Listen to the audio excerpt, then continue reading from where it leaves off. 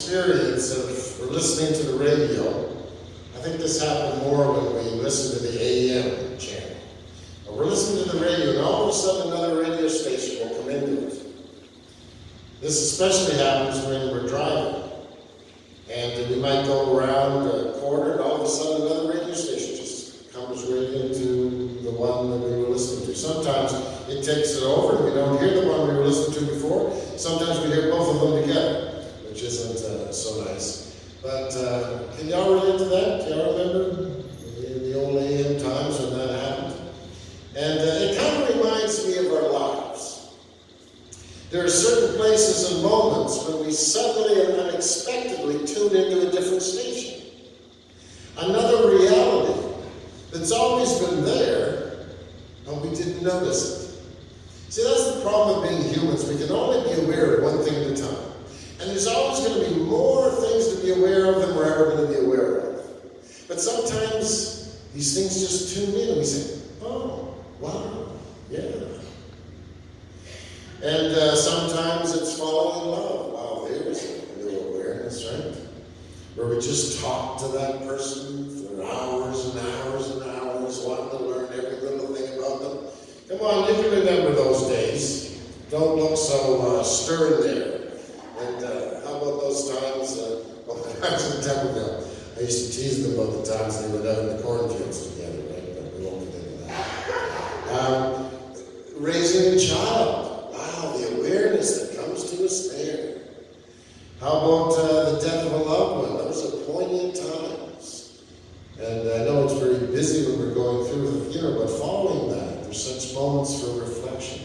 Moments where we hear another station, where our sense of reality widens and deepens. And then there are special places where we tend to connect to spirit in a deeper way. Maybe out in the woods.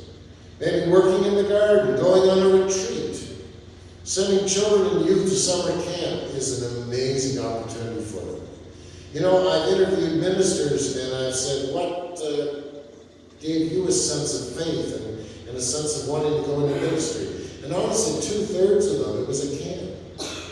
So camp's a great opportunity, and we've got amazing United Church summer camps in this area. So if you got grandkids, do what you need to get them there. They'll be so happy. Thank you for that. And sometimes it's family time, or at the camp, or the cottage, whatever we call it, or fishing. So many different times, but we need to know what are those special places for us where we can go to decompress, to slow our busy minds down, to connect to spirit. The Celts, who were a major influence in the development of Halloween, Holy Evening, and All Saints, called these places and experiences that we connect to the spirit thin places, where the spirit world and the physical world are much more both aware.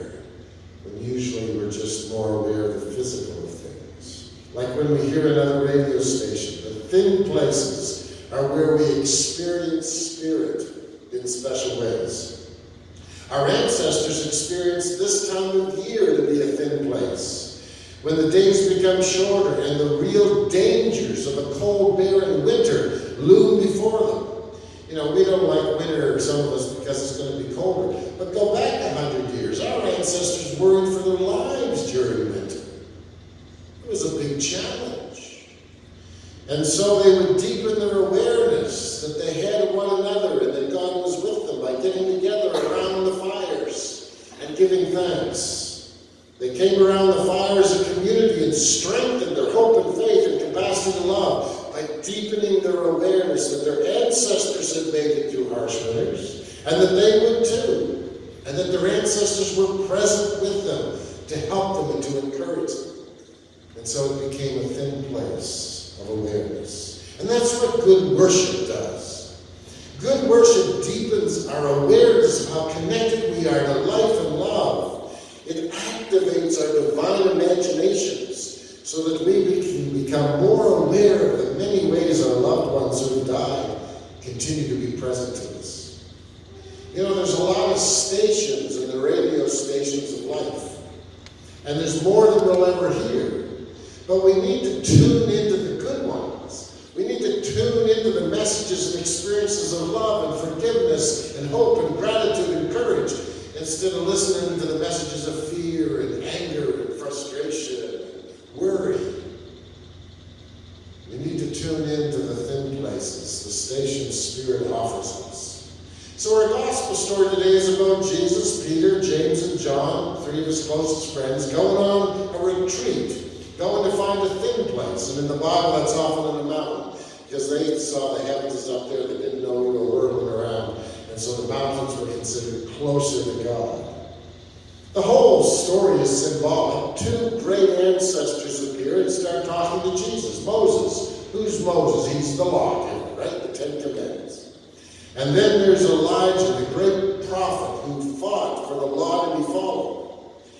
And Jesus' friends are all excited. Here's Moses, Elijah here. Wow. And so they plan to begin building a place of worship for each of them and for Jesus. But then in the story, a cloud comes and covers Moses and Elijah, and a ray of light falls on Jesus, kind of like at his baptism. They're using these symbols. And the disciples hear this voice saying, listen to Jesus. He's the greater lawgiver than Moses, because he's given us a new law of putting love above all other laws. And Jesus is a greater prophet than Elijah, because he'll help to bring peace and justice to all the world. So the story's written to make a point. But the reason that Mark makes this point of Jesus being special and the greatest priest and prophet, the reason he uses the spirits of the dead appearing, is because these are experiences that we can relate to. You say, really? Yeah, really. The thing is, we don't know about it because we don't talk about it.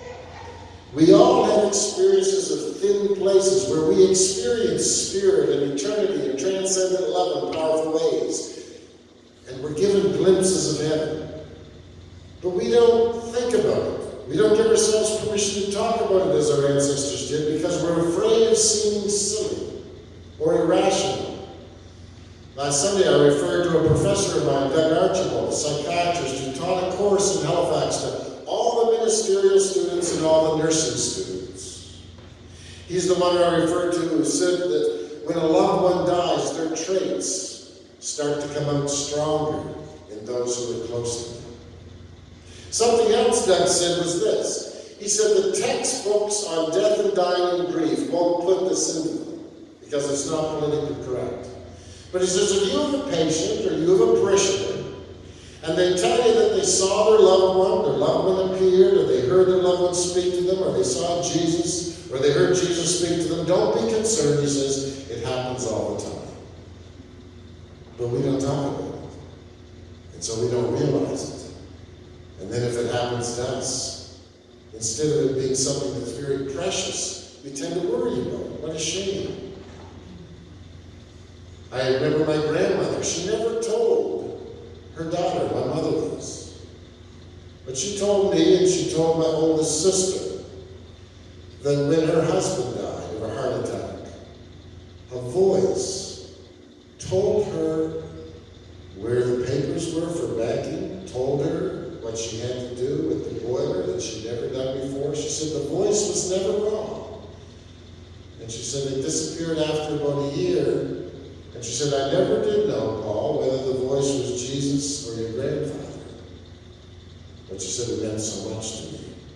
Glimpses of heaven. Now, I know there is psychosis and delusions and schizophrenia. And there, my Professor Doug was very helpful.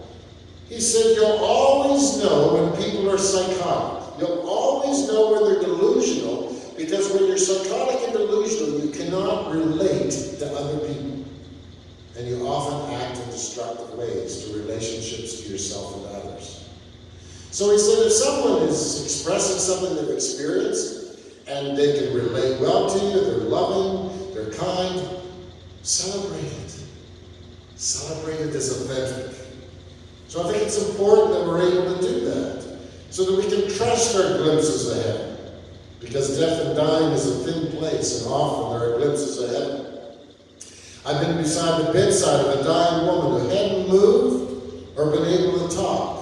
for 2 weeks, but who at the very time of her death startled us all by sitting up, going, "Mama!" and then falling back down dead. Just wow. And we kind of were shocked, but it was a real gift to the family. Glimpse of heaven. It's good to celebrate all the possibilities our imagination can conjure of heaven. The beatific visions like the one we looked at last week in Revelation 21. I saw the holy city, a new Jerusalem coming down out of heaven to receive the souls of the dead, prepared as a bride for her husband. What a celebratory image. And on that day, God will dwell with them as their God, and they will be God's people, and every tear will be wiped away. Death will be no more. Mourning and crying and pain will end. What a beautiful vision. What a wonderful glimpse of heaven that writer had. I'm intrigued by near-death experiences as glimpses of heaven. The mother of a very close friend of mine told me that her husband died when her daughters were just 5 and 8 years of age. And about 6 years after his death, she had a serious problem, went in the hospital, and the doctors thought they were losing her on the table. She had an experience of coming up from her body. She could actually see her body. She could see the doctors working on her. She could hear the doctor's orders as they tried to resuscitate her. And she found herself moving into light, into warmth, into an incredible sense of peace. But then she heard her daughters. And her daughter says, "We need you, Mommy. We need you." And it's like she wanted to go on into the light, but when she heard those voices, she knew she had to come back. And the doctors were able to resuscitate her. Now, I know our brains can generate delusions, and many feel that these near-death experiences are just our brains having evolved to make death easier. And if that's true, that's an amazing way that we've evolved as another glimpse of heaven, as far as I'm concerned, and a delusion would not account for the accuracy of what people like my friend's mother described, because when she talked to her doctor about it, the surgeon, he said, "Yeah, that's what we were doing. That's what we were saying." Glimpses of heaven. More common glimpses of heaven are just as encouraging, those smells, songs, sights that bring our loved ones back to us. I went to an overnight retreat at a beautiful old B&B in Owen Sound. I saw the picture of a woman on the piano with a clipping beside it, and so I asked the owner of the B&B, "Who's the woman?" And the owner, Linda, said that the picture was a picture of her mother, and the clipping was one that she found in her mother's things. She says, "My mother continues to be an inspiration to me, and that clipping written by Richard Kipling, which my mother saved, sums up her life, and I keep it there to help guide me." The clipping reads, "To laugh often and much, to win respect of intelligent people and the affection of children, to earn the appreciation of honest critics, and to endure the betrayal of false friends, to appreciate beauty, to find the best in others, to leave the world a bit better, whether by a healthy child, a garden patch, or a redeemed social condition. To know even one life is breathed easier because you've lived. This is to have succeeded." What a wonderful glimpse of heaven, and how we can bring heaven to earth. And so I join you today in giving thanks for those memories of those who made me better. Gert Trapp, my history teacher, who let me know that there was a world outside the cult I grew up in, who introduced me to the United Church, a place where I finally wasn't going to be judged. I remember today my father-in-law, Fred. I talked about him last week. You know, in my life now, when I've got a difficult course, when I'm tempted to move into anger or move into self-pity, or I'm tempted to take a corner, a shortcut that I really shouldn't take, I think of Gert and I think of Fred. And then all of a sudden I know I don't want to do that. That's how our loved ones are there for us, how they bless us. They make us better people. They help us glimpse heaven. They help us see how heaven can come closer to earth. And that's what this table's all about. Oh, we've got the table here. This special table, joining Jesus and the disciples, glimpsing the presence of all those who blessed us, on whose shoulders we stand. The table of communion is only here because Jesus was willing to die rather than be silenced about how we are to treat each other, how we're to love each other. He glimpsed the joy of seeing what this world could become, and he was willing to go to the cross and die. And so this is the inspiration that calls out the best in us.